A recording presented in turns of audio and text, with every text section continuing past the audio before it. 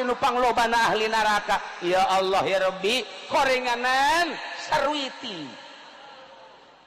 ambalayah di neraka awewe malulu Gusti Allah nu agung. Sim kuring teh ningali awewe digantung rambutna di neraka. Duh, ya geli di maguha ngagolak embun-embunanan. Nek teh cari kumaha ceuk Kangjeng Nabi. Wa raaitu imra'atan mu'allaqatan bilisaniha wal hamim yusabbu ala halqiha. Belah dia aya awewe deui digantung letahna.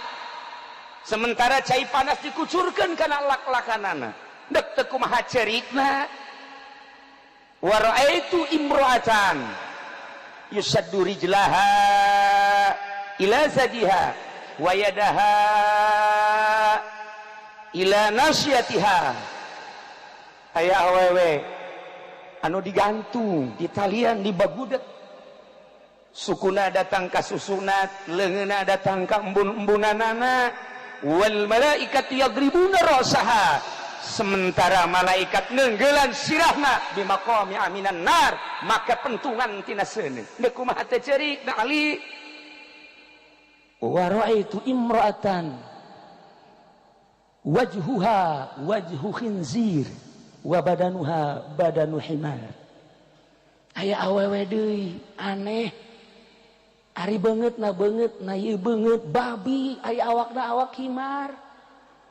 Deuk kumaha teh carikna. Terakhir wa raaitu imra'atan ala suratil kalbi, awewe rupana kos anjing bae.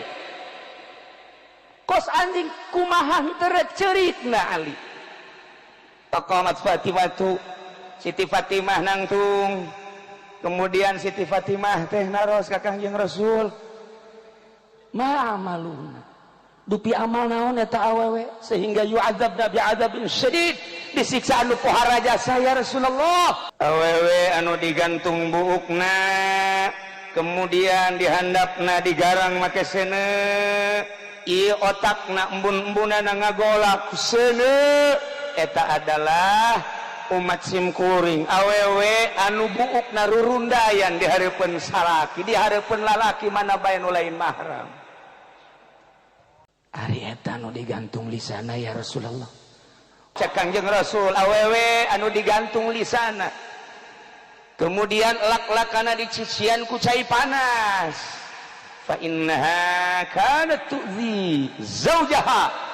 Eta mah awewe anu sok nganyerikeun lisana ka salakina. Aya eta anu digantung susuna, eta mah di mana-mana salakina eueuh nyana siapeun didayung ku tatanggana. Mempersilahkeun kanu sejen, bahkan masang tarif nyana.